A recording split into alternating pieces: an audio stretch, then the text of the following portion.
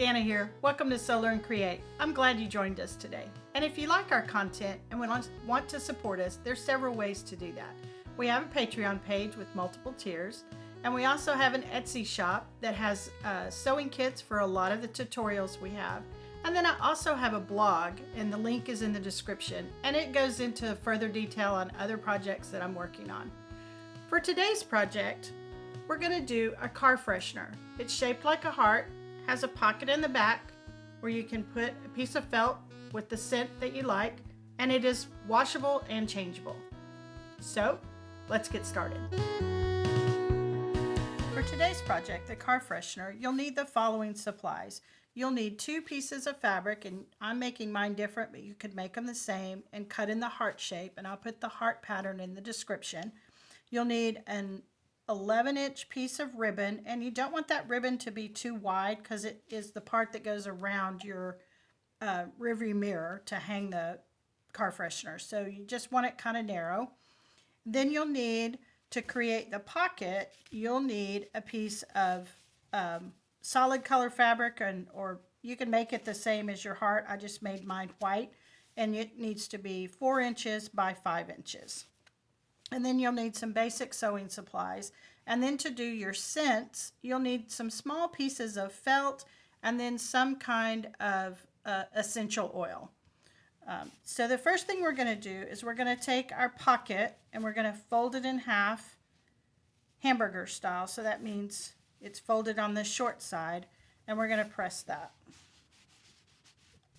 And then we're going to determine which of these fabrics need to be our back. And I'm going to use this as my back and this is my front.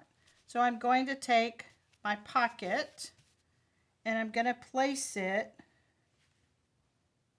and I want to just make sure that it covers the point down here and that it's right on the edge here. And I'm going to clip that in place. And the reason I used a rectangle instead of cutting another heart shape is because if you use, when you cut a curve, it's on the bias, so it will stretch on you. And this is on the, what they call the straight of the grain, so it doesn't stretch as much. So when we go to the machine, we're going to sew from this side, and we're just going to base this pocket to this back fabric. So let's go to the machine. Now we're going to base this pocket in place, and remember, when we based, we want a narrow seam allowance, so we're going to use the inside edge of the foot. And I'm going to start just right where this pocket is at the top and go all the way around and stop there. So I'm going to start with my needle down, using the inside edge of my foot. I'm going to follow the pink heart.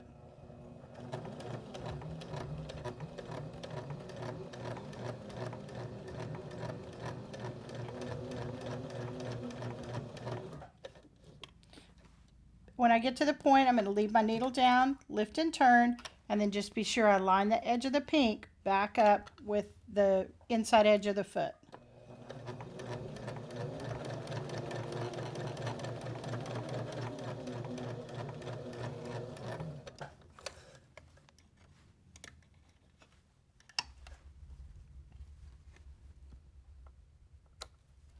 Now we've basted the pocket in place.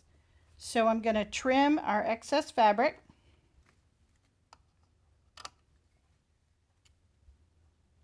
And I'm going to just trim it right up next to the pink.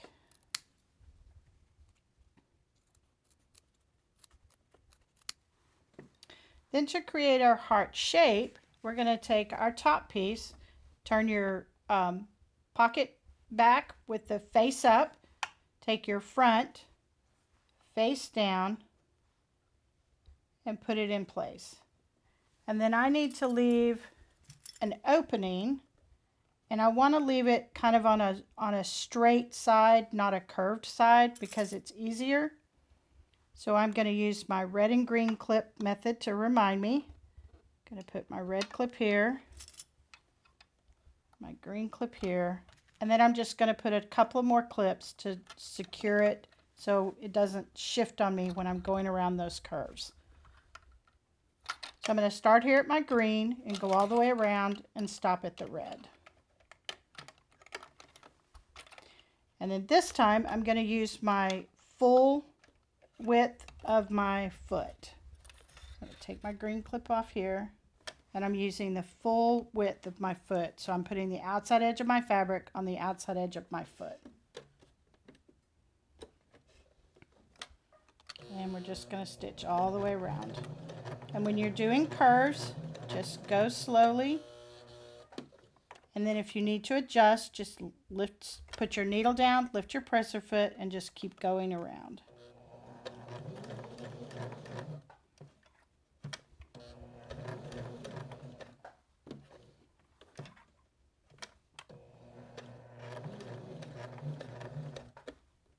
And each time you lift your presser foot, just be sure you're lining up your fabric, the outside edge, with the outside edge of your foot.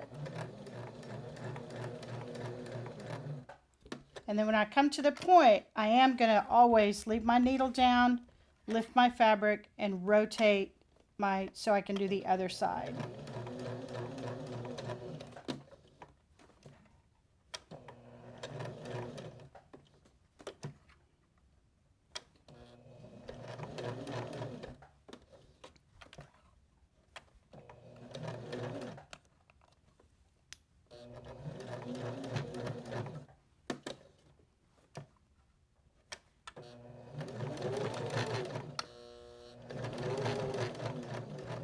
Now I'm back here. I'm going to take my red clip off and put my finger there just to remind me to stop. I'm going to go to the point, put my needle down, rotate, and then I'm going to just move my finger out and remind myself to stop, leaving a small opening.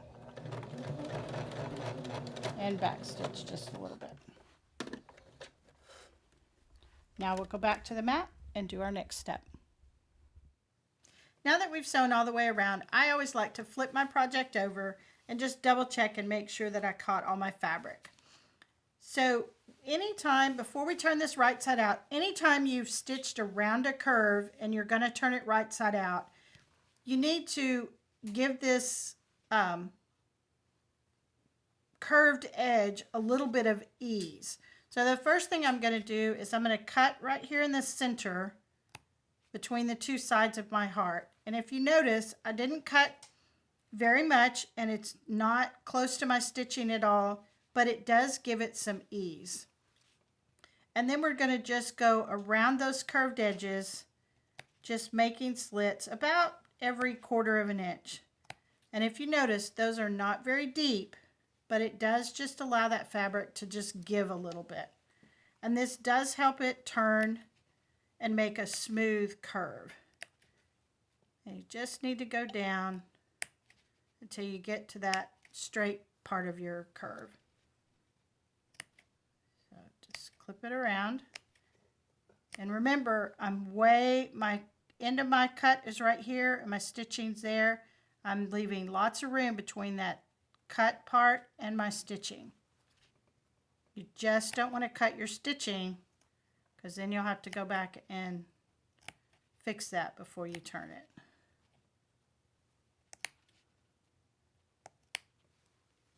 Now when we turn it, that gives that fabric just a little bit of ease or play. So then we're going to go here, going to find our opening and turn it right side out. And then I'm going to use my chopstick, the small end of my chopstick, and just turn that heart right side out and just kind of run it down the seams so that it just kind of makes it turn a little nicer and those seams lay flat. Just go all the way around. There we go.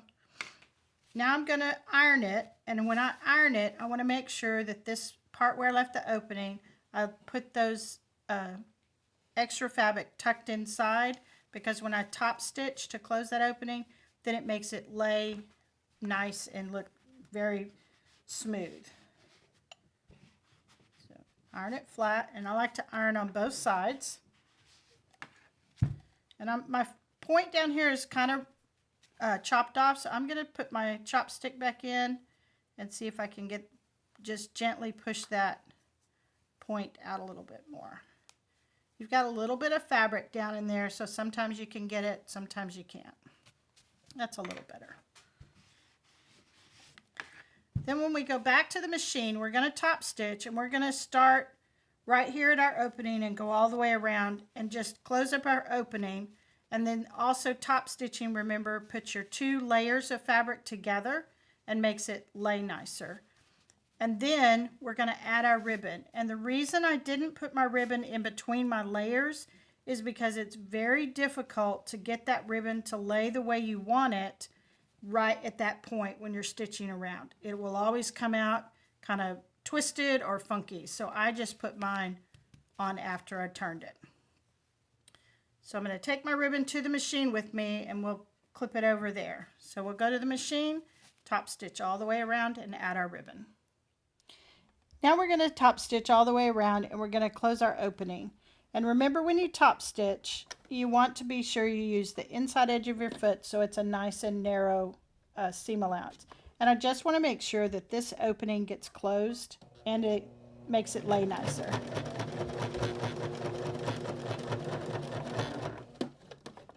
Go to my point, lift and turn, making sure I line back up with the inside edge of the foot.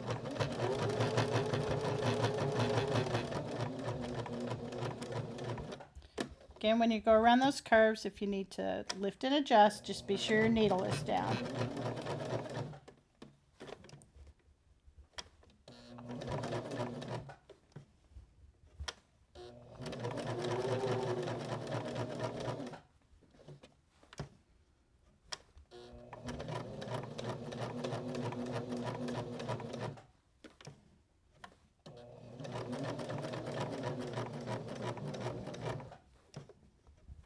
And then when I get back to this stitching, I'm going to cross it and back stitch just to lock everything in place.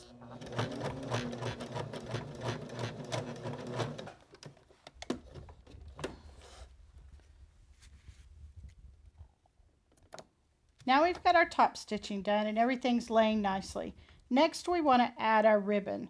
So you want to fold your ribbon where your points come together at the top and it makes kind of a side loop at the top. And we're going to place that on the back, making sure that it's just above where I stitch, is just above this pocket area. So I can have the tails tuck in, that's fine. I just want to make sure that I stitch and don't stitch this closed.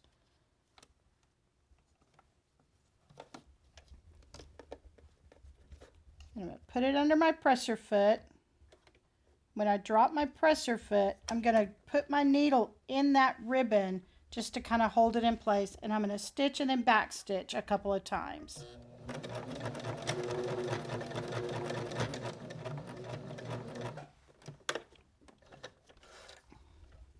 And now our ribbon is secure. We'll go back to the mat and do our inserts. Now we've stitched everything around, and I'm going to give my project one last good press with the iron. You just want to make sure that you don't iron on your ribbon too long because it is polyester and it can melt. That just makes everything lay nicely.